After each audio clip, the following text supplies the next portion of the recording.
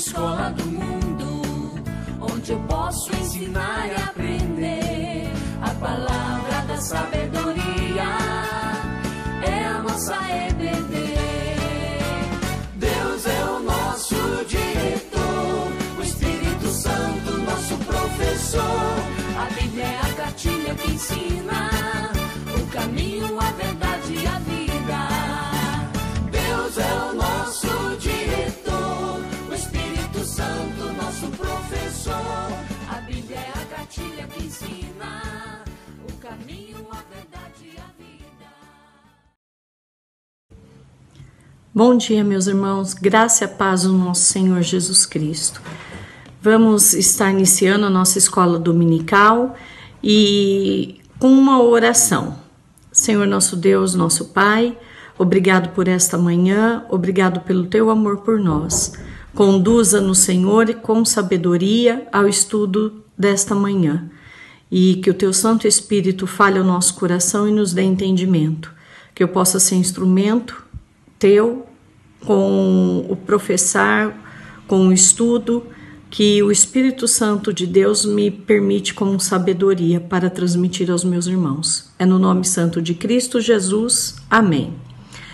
Aí vamos iniciar a lição de hoje, o capítulo 6, Nele Você Pode Confiar, da revista Expressão. Foi assim que tudo começou. Texto básico, o texto principal dessa lição: Deus cumpre sua aliança com seu povo, em Gênesis 17, 1 a 27. Vamos começar? Deus abençoe. O nosso tema de hoje vai tratar sobre confiança no Senhor. Mas vamos retomar algumas coisas que nós fazemos no nosso dia a dia. Todo dia tem um batizado, todo dia tem um julgamento, todo dia tem um casamento. Não é todo dia, mas um presidente eleito.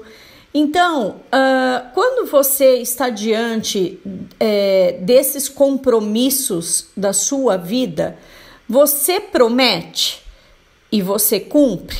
São perguntas, tá? Que você para pensar. Na saúde, na doença, na riqueza, na fraqueza e assim vai, né? Quando você leva seu filho e apresenta diante do Senhor e o batiza, prometendo diante de toda a igreja que irá ensinar o caminho do Senhor para este filho, você cumpriu ou você cumpre? Está em cumprimento daquilo que você anunciou pelo seu filho diante da igreja? As promessas diante das pessoas em relação a Deus geralmente acontecem num casamento, num batismo, em eventos sociais em que pessoas estão presentes como testemunhas daquilo que você está apresentando diante delas como promessa e fazer o seu papel de cumprir dali por diante. Nós temos também promessas que são até realizadas diante da Bíblia, Então eu coloquei o julgamento. Geralmente os presidentes dos Estados Unidos, eles colocam a sua mão diante da Bíblia, também fazem esse juramento, Tem as profissões também que não foram colocadas aí, o momento solene do juramento. Enfim, qual é o valor da sua palavra? As pessoas, quando olham para você, qual é o valor que elas veem na sua palavra?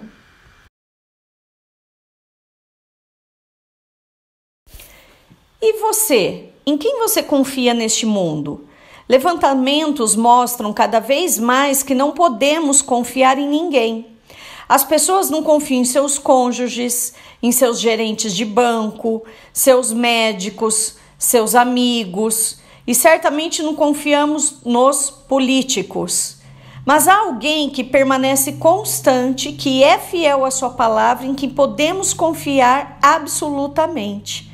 O Deus eterno, que é imutável e absoluto. Quando nós abrimos as nossas Bíblias, a gente verifica alguns versículos, tem muito mais do que isso, tá, irmãos? Que falam sobre confiança, tanto da sabedoria quanto da necessidade de confiar em Deus, como também do perigo e da inutilidade de confiar no homem. Então, existem mais estudos, tá, sobre essas passagens, esses versículos que confirmam e afirmam a fidelidade de Deus, que o torna digno de toda confiança em contraste com a corrupção humana. Lembre-se que muitas vezes as situações que você passou da sua vida e se frustrou com aquela confiança depositada em pessoas ou instituições. Então vamos ver um dos versículos aí. Salmo 9:10 diz: os que conhecem o teu nome confiam em ti, pois tu, Senhor, jamais abandonas os que te buscam. Salmos 44 diz: como é feliz o homem que põe no Senhor a sua confiança e não vai atrás dos orgulhosos, dos que se afastam para seguir deuses falsos. Jeremias 17, do 7 a 8 diz: bendito o varão que confia no Senhor e cuja esperança é o Senhor, porque ele será como a árvore plantada junto às águas, que estende as suas raízes para o ribeiro e não receia quando vem o calor, mas a sua folha fica verde e no ano de sequidão não se afadiga nem deixa de dar fruto. Salmo 118, 8 a 9 diz: melhor é buscar refúgio no Senhor do que confiar no homem. Melhor é buscar refúgio no Senhor do que confiar em príncipes. Aí vamos falar na nossa linguagem de hoje, em governos, em instituições, em presidentes, em prefeitos, em tantos outros títulos, né, do nosso país. Em Salmos 20, do 7 ao 8, diz: alguns confiam em carros e outros em cavalos, mas nós confiamos no nome do Senhor, o nosso Deus. Eles vacilam e caem, mas nós nos erguemos e estamos firmes. Então, meus irmãos, esses são alguns poucos dos muitos versículos que tratam sobre a confiança do homem no homem, na confiança de você mesmo em você, achando que você é o cara, que você é o que faz acontecer. Cuidado, aquele que está de pé para que não caia. A confiança nos bens materiais, a confiança no nosso governo, tudo nós temos que colocar em oração para Deus, porque a nossa confiança dos nossos bens, dos nossos relacionamentos, das pessoas que estão governando o nosso país, tem que estar a sua confiança no Senhor, para que o Senhor faça a modificação, para que o Senhor flua no coração dessas outras pessoas e no seu próprio coração aquilo que é de propósito do Senhor nosso Deus. Abrindo a sua Bíblia no livro de Gênesis, capítulo 17, do versículo 1 a 27. Quando atingiu Abrão a idade de 99 anos, apareceu-lhe o Senhor e disse-lhe: eu sou o Deus Todo-Poderoso.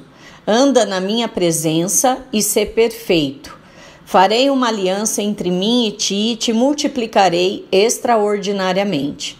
Prostou-se Abrão, rosto em terra, e Deus lhe falou: quanto a mim, será contigo a minha aliança, serás pai de numerosas nações. Abrão já não será o teu nome, e sim Abraão, porque por pai de numerosas nações te constituí. Far-te-ei fecundo extraordinariamente, de ti farei nações e reis procederão de ti. Estabelecerei a minha aliança entre mim e ti e a tua descendência no decurso das suas gerações. Aliança perpétua para ser o teu Deus e da tua descendência. Dar-te-ei a tua descendência a terra das tuas peregrinações, toda a terra de Canaã, em possessão perpétua, e serei o seu Deus. Disse mais Deus a Abraão: Guardarás a minha aliança, tu e a tua descendência, no decurso das suas gerações. Esta é a minha aliança que guardareis entre mim e vós e a tua descendência. Todo macho entre vós será circuncidado. Circuncidareis a carne do vosso prepúcio. Será isso por sinal de aliança entre mim e vós. O que tem 8 dias será circuncidado entre vós. Todo macho nas vossas gerações, tanto escravo nascido em casa como comprado a qualquer estrangeiro, que não for da tua estirpe. Com efeito, será circuncidado nascido em tua casa e o comprado por teu dinheiro. A minha aliança estará na vossa carne e será aliança perpétua. O incircunciso, que não for circuncidado na carne do prepúcio, essa vida será eliminada do seu povo. Quebrou a minha aliança. Disse também Deus a Abraão: a Sarai, tua mulher, já não lhe chamarás Sarai, porém Sara. Abençoá-la-ei e dela te darei um filho. Sim, eu a abençoarei e ela se tornará nações. Reis de povos procederão dela. Então se prostrou Abrão, rosto em terra, e se riu, e disse consigo: a um homem de 100 anos há de nascer um filho? Dará à luz Sara com seus 90 anos? Disse Abraão a Deus: tomara que vive Ismael diante de ti. Deus lhe respondeu: de fato, Sara, tua mulher, te dará um filho, e lhe chamarás Isaque. Estabelecerei com ele a minha aliança, aliança perpétua para a sua descendência. Quanto a Ismael, eu te ouvi. Abençoá-lo-ei, fá-lo-ei fecundo e o multiplicarei extraordinariamente. Gerará 12 príncipes, e dele farei uma grande nação. A minha aliança, porém, estabelecê-la-ei com Isaque, o qual Sara te dará à luz, neste mesmo tempo, daqui a 1 ano. E fim desta fala com Abraão, Deus se retirou dele, elevando-se. Tomou, pois, Abraão o seu filho Ismael, e a todos os escravos nascidos em sua casa, e a todos os comprados por seu dinheiro, todo macho dentre os de sua casa, e lhe circuncidou a carne do prepúcio de cada um naquele mesmo dia, como Deus lhe ordenara. Tinha Abraão 99 anos de idade quando foi circuncidado na carne do seu prepúcio. Ismael, seu filho, era de 13 anos quando foi circuncidado na carne do seu prepúcio. Abraão e seu filho Ismael foram circuncidados no mesmo dia, e também foram circuncidados todos os homens de sua casa, tanto os escravos nascidos nela como os comprados por dinheiro ao estrangeiro. Meus irmãos, e aí nós entramos em relacionamentos pactuais. Primeiro a gente precisa entender que a aliança é um relacionamento baseado na entrega de controle. Quando Deus firma, que nós lemos lá em Gênesis capítulo 17, Deus firma com Abraão esse pacto. O que Deus quer dar a Abraão? A sua bênção. E o que ele espera de Abraão? A sua lealdade. Então, muitos podem dizer: ah, meu Deus não é assim, o meu Deus não é exigente, entendeu? Por quê? Na verdade, elas não querem que Deus seja aquele Deus, o Deus verdadeiro. Não querem que Deus seja Deus, tá? E aí, quando você tem um pacto com alguém, você tem 2 escolhas com essa pessoa com quem você está gerando esse pacto. Uma é você aceitar o relacionamento e pactuar em seus termos e receber os seus benefícios. E outra é recusar esse pacto e encarar as consequências. Então, é quando, por exemplo, antigamente um grande rei fazia um pacto com outro rei de outro país. Aí eu coloquei para vocês as bandeiras porque existem pactos ainda hoje existentes. Nós temos, por exemplo, o Mercosul, nós temos a ONU, nós temos o Pacto do Aquecimento Global e assim por diante. Mas dentro desse pacto pode ser que alguém pule fora, tá? Então, é a mesma coisa do passado, quando outra pessoa quer estabelecer uma aliança com você. E aí você tem essas duas escolhas. E aí eu pergunto para você, no seu relacionamento pactual, com seu filho, com a sua igreja, com a sua esposa, como você trabalha? Você é fiel, cumpre com lealdade esse pacto que foi comprometido com essa pessoa, qualquer que ela seja, às vezes uma associação empresarial, um pacto de palavra somente com alguém, você cumpre, é verdadeiro? Ou temos também agora mais profundo, o seu pacto com Deus. Você geralmente quer um Deus que seja como um Deus só de amor? Um Deus que não seja exigente? Um Deus que não tenha justiça? Um Deus onde não existe o inferno? Que tipo de Deus você exige? Ou você permite que Deus, no seu relacionamento com você, seja realmente Deus? Essa é a pergunta que eu faço para você. Então fica as duas opções. Ele será seu Deus e entrará em sua vida e a mudará completamente. Ou você escolhe, ele não será seu Deus, com todas as consequências que isso vai trazer. Qual você tem escolhido hoje? As pessoas têm incapacidade de reconhecer essa necessidade de graça, e isso é que leva essas pessoas a desejarem o Deus que não lhes faz exigências. Mas não é isso que Deus está oferecendo na aliança com você, Ele está oferecendo a Ele mesmo para você. E você não pode ter um relacionamento com Ele sem que isso mude a sua vida. Isso só faz sentido quando você reflete sobre o assunto e muda isso na sua vida. As pessoas querem que ele seja seu Deus, pelo menos para que quando morrer ele as leve para o céu. Mas não mostra o menor desejo de estar com ele ou com o seu povo agora. Elas não querem um relacionamento transformador. Mas o único tipo de relacionamento que Deus oferece é o transformador. Ele entra na sua vida e muda completamente. Por isso, somente temos essas duas opções. Para você entender melhor a aliança. Imagine que alguém chegue para você e diz, sim, eu sou casado, mas não deixa afetar isso a minha vida. Eu faço o que eu quero, com o meu dinheiro, com o meu tempo. Não gasto tempo com minha esposa. Sim, eu falo com ela ocasionalmente, mas somente quando realmente preciso de algo dela. É muito estranho, mas as pessoas pensam que pode se comportar da mesma forma com Deus. Você é assim com Deus?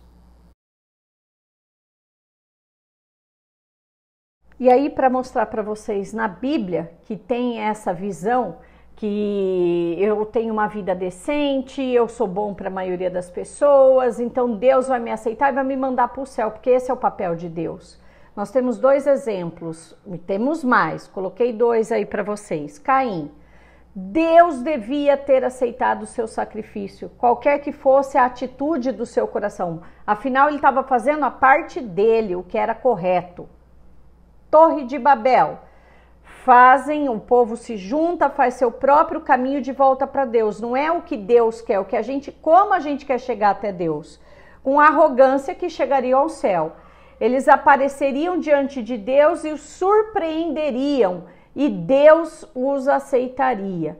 Então, nós começamos a ter aí até um pouco dessa visão da teologia liberal, né? Onde é a importância da razão, da experiência sobre a autoridade doutrinária, né? É uma alternativa, né, às teologias tradicionais, né, aquilo que se sabe como a Bíblia ou uma tradição sagrada, como a gente vê como que Deus vai tratar, porque Deus é amor, né? Muito muito essa questão do Deus é amor o tempo todo, esquece que Deus é justo também, existe um Deus de justiça. E a maior prova disso é o seu Filho ter morrido na cruz para nos salvar. Por quê? Por amor a nós. O seu Filho era justo e não precisava fazer aquilo por nós, mas Deus faz e Cristo aceita esse sacrifício em favor de amor por nós. Meus irmãos, o nosso coração é o que nos afasta de Deus. É por isso que o evangelho sempre é mais bem recebido entre as prostitutas e os viciados em drogas ou aqueles mendigos ou os desgraçados na vida do que entre ricos e famosos.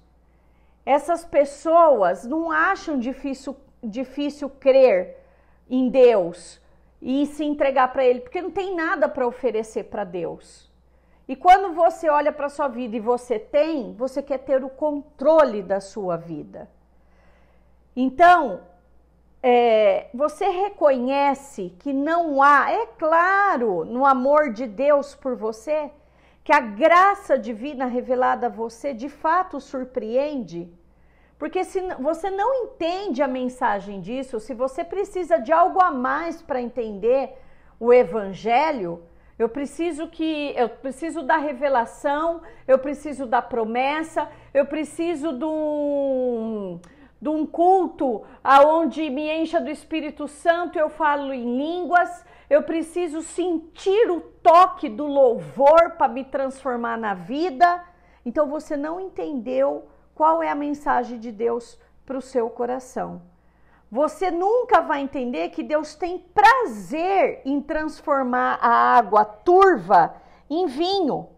Aquele solo todo pedregoso em vinha fértil.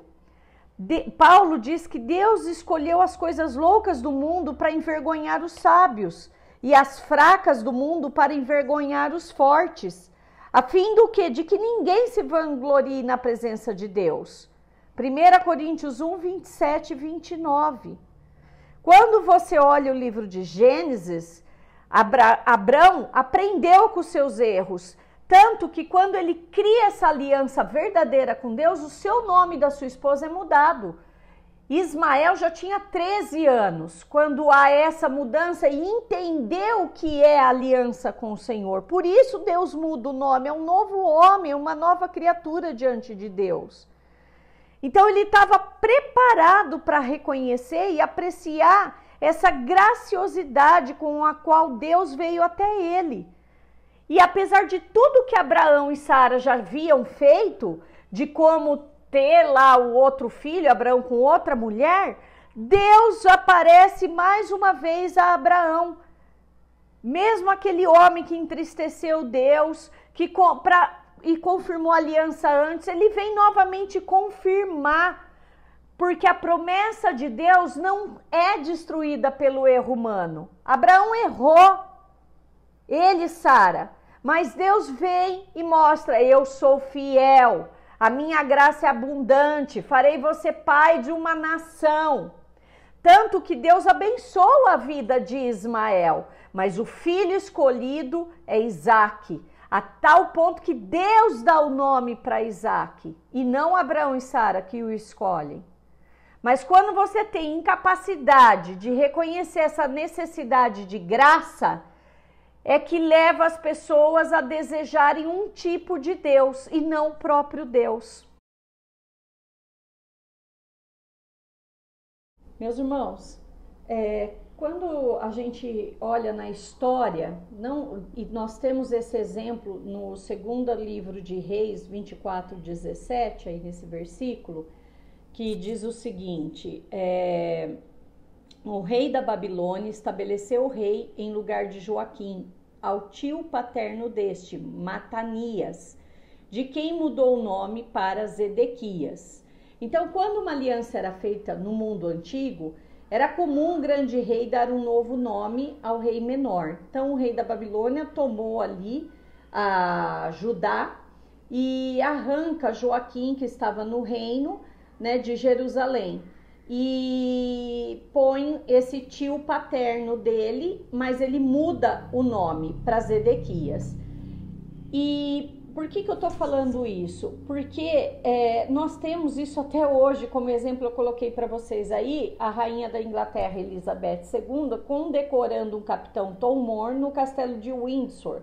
Esse capitão Moore, ele caminhou, deu 100 voltas em volta do castelo de Windsor para agaranhar fundos na época da pandemia, o ano passado, para os hospitais, para as pessoas que estavam atendendo pacientes de Covid. E ele conseguiu muito além da meta que ele tinha, milhões de libras.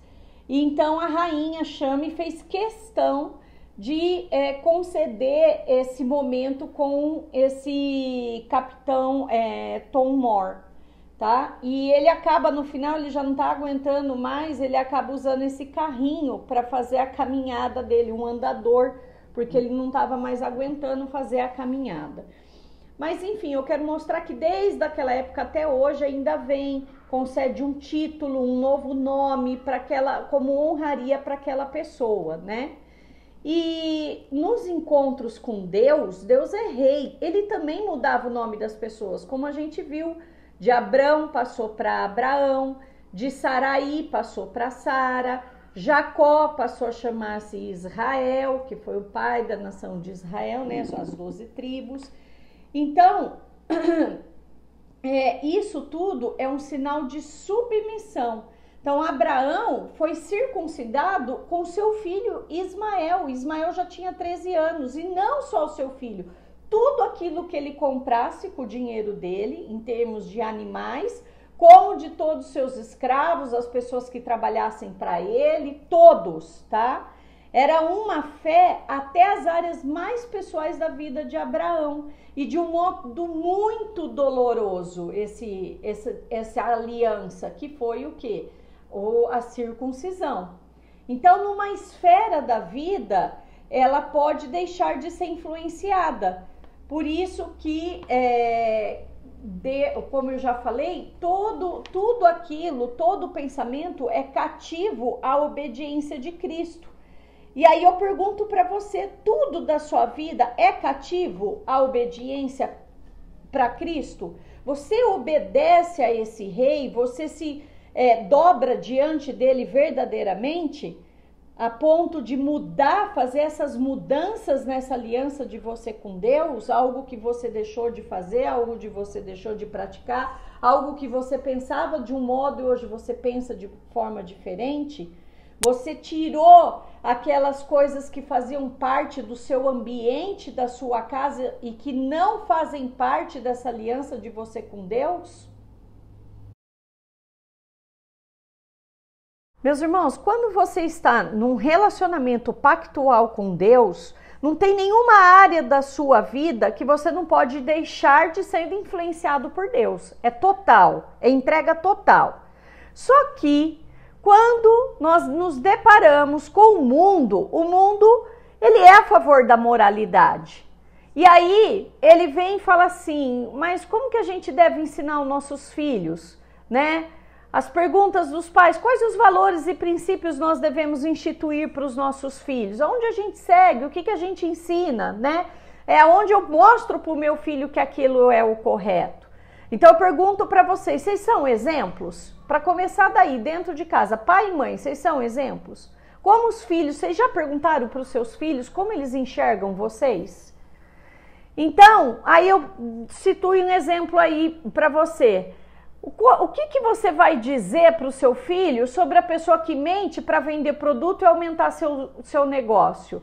É apenas como o mundo funciona, o mundo dos negócios, o mundo é dos espertos. Aí seu filho vai questionar e você vai falar para ele o seguinte, olha, se não for assim, você não tem celular, eu não tenho o carro do ano, você não tem o título de tal clube da cidade. O que você vai falar para o seu filho sobre drogas? As escolas fazem o papel dela de ensinar sobre as drogas, falando sobre a moralidade. Hoje professores estão tendo que ensinar cada vez mais cedo, por exemplo, como os meninos usam camisinha. Porque a questão sexual está cada vez mais cedo. E pais ficam horrorizados com aquilo, principalmente nós cristãos. Mas você tem completamente, sabe, o que seu filho tem acesso, né? Você senta e conversa com o seu filho sobre, isso eu vou dizer geral, tá? Menstruação, masturbação, sobre sexo, como que funciona, sobre poluição do menino quando chegar essa fase. Você senta e fala abertamente com o seu filho, ou você deixa que a escola ensina, ou o mundo, ou o canal do YouTube vem, ensina e explica isso tudo para o seu filho? Então, quando você vai falar sobre caso extraconjugal, né? O que você explica para o seu filho das pessoas que vivem juntas sem serem casadas?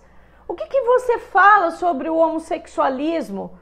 O que, quando e como você ensina? Que hora eu vou ensinar sobre o homossexualismo? Isso está sendo cada vez mais cedo, porque nossos filhos estão sendo bombardeados mais cedo. A gente tenta não falar disso, deixar a criança ser criança. A mãe e o pai estão fazendo certo quanto a isso, mas chega uma hora que a informação chega mais cedo do que você no tempo de explicar isso para o seu filho. Por que as pessoas se separam? Na sala do seu filho, veja quantas pessoas são casadas e quantas pessoas já são separadas, estão no segundo, terceiro relacionamento. Por que eu devo ir à igreja? Pergunta a seus filhos para vocês. Você vai explicar, não, nós temos que ir porque a Bíblia diz, mas dentro de casa você é uma coisa e lá na igreja você é outra. Então a maior parte das pessoas, ela é a favor da moralidade, desde que não interfira em sua vida. Mas o cristianismo, ele quer a entrega total ao Deus da aliança. É um relacionamento abrangente em todas as áreas da sua vida, não somente naquilo que você escolhe, em que Deus interfira. Porque às vezes nesse pacto é só você que acha que Deus está interferindo. Deus não está nem mais olhando para você, porque você escolhe a área da sua vida que você quer Deus. Meus irmãos, esse relacionamento com Deus afeta seus filhos também, porque esse pacto é para continuar essa aliança depois. Abraão, quando ele circuncidou o seu filho, Ismael estava com 13 anos e ele circuncidou a tribo inteira.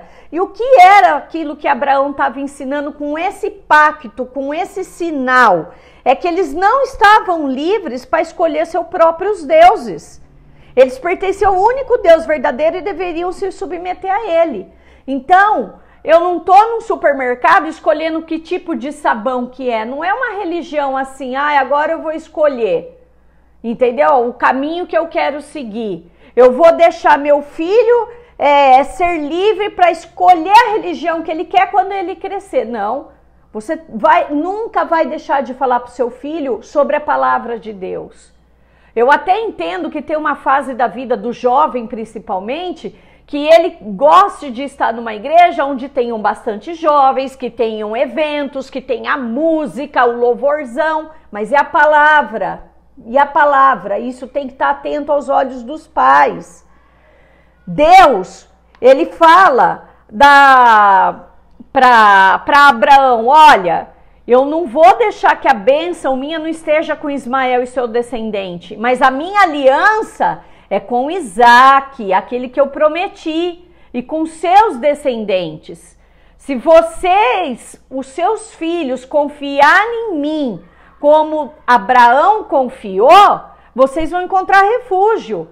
Mas se vocês se recusassem a esse Deus e se rebelar contra ele, a sua própria circuncisão testificará contra vocês.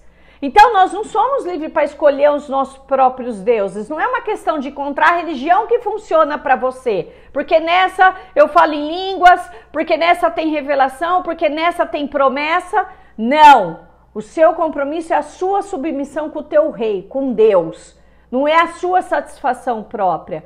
Por isso que o caminho é em todo o tempo. Por isso que o pai e a mãe vai falar da palavra para o seu filho até quando ele for velho também. Quando ele for idoso e você tiver mais que idoso. Tá?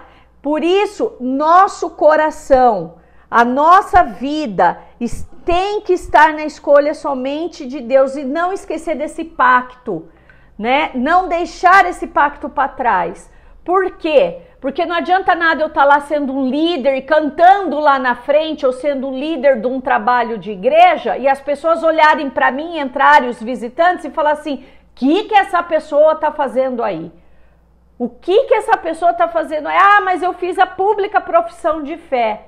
Qual é o teu testemunho? Como aquele povo em que a circuncisão testificaria contra eles. Mas peraí, você não é da aliança de Abraão? Esse é o seu testemunho? Ou você não é da família de fulano de tal? Seus pais não são crentes? Essa é a pessoa que você se tornou? Avaliem, parem, reflitam sobre isso. Espera aí, quem garante que meu filho ele vai ser um cristão, que ele vai receber o Espírito Santo, né? Com que base você tem? Aí você leva o seu filho na igreja, você lê a Bíblia com ele, você dá um exemplo de vida cristã, faz tudo certo. Só que o que você fez com o seu filho?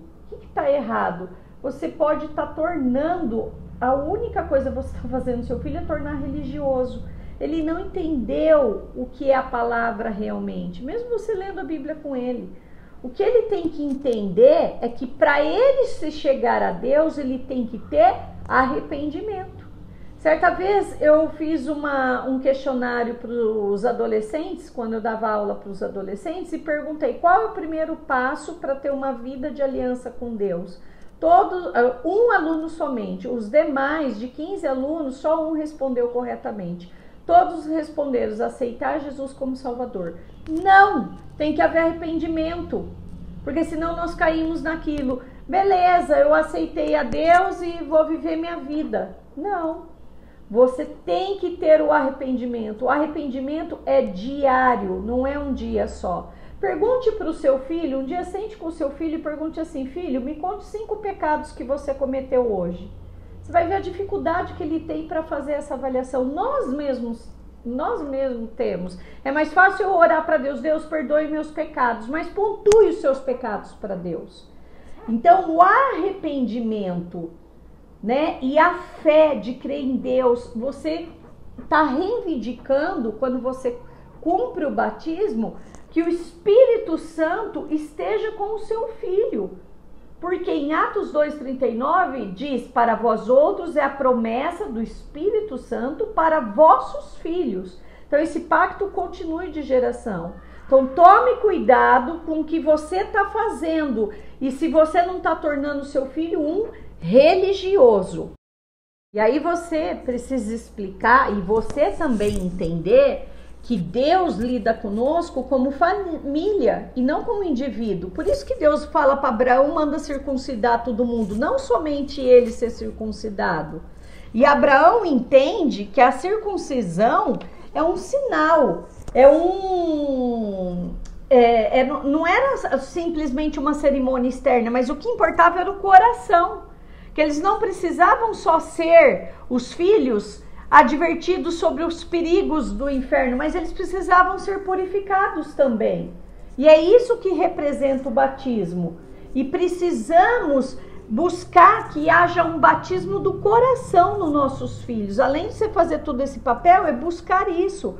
Um novo nascimento por meio do Espírito Santo. Não é chegar e largar do domingo para a igreja tomar conta disso e fazer esse papel dela.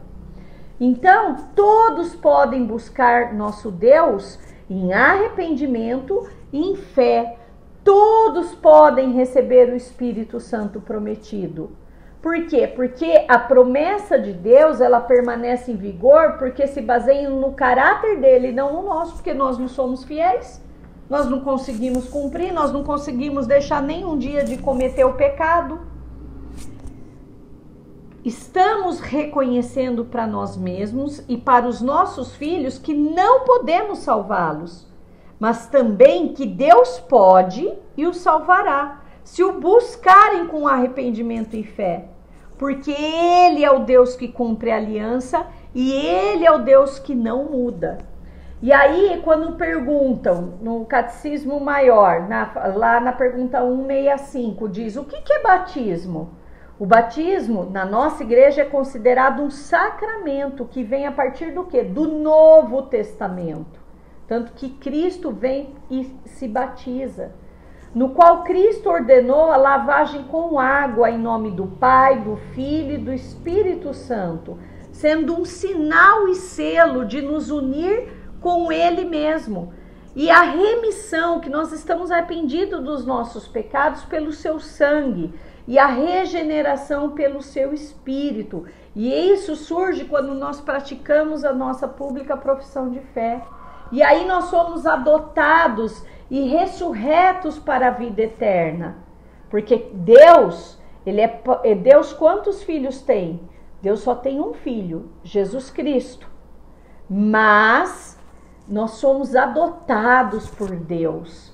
E nós somos batizados e admitidos à igreja visível, que somos nós, o corpo, não o templo, não o cimento, o tijolo. E entra em um comprometimento público, professando pertencer inteiro e unicamente ao Senhor. E aí vem a pública profissão de fé. Então, o batismo é a nossa aliança, é o pacto da família com Deus. E aí, quando eu tenho entendimento desse pacto, quando eu entendo o arrependimento, e quando eu entendo que fui lavado pelo sangue de Jesus, e que há essa regeneração através do Espírito Santo, aí eu faço a pública profissão de fé, que são os 2 sacramentos da nossa igreja. E na pergunta 166 do Catecismo Maior, diz: e a quem deve ser administrado o batismo? Aí vem: porém, as crianças cujos pais, ou um só deles, que professarem fé em Cristo e obediência a Ele, a Deus, estão, quanto a isto, dentro do pacto e devem ser batizadas.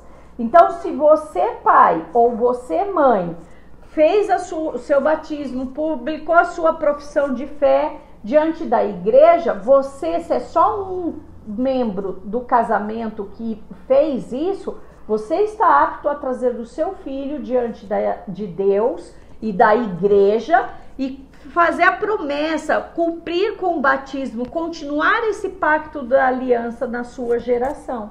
Não precisa necessariamente ter o pai, a mãe e fazer esse batismo. Se um dos 2 for membro da igreja e já publicou para ser membro, tem que ter feito a profissão de fé, esse pode apresentar o seu filho e batizá-lo diante da igreja.